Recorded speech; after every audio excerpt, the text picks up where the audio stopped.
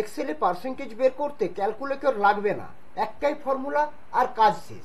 আমার কাছে ছোট্ট একটা টেবিল আছে, এতে স্টুডেন্ট নেম আছে আর সাবজেক্ট বিশেষে নাম্বার রয়েছে আর মোট নাম্বার রয়েছে।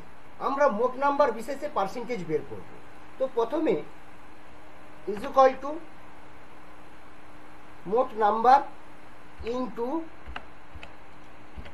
100 ডিভাইডেড বাই 300।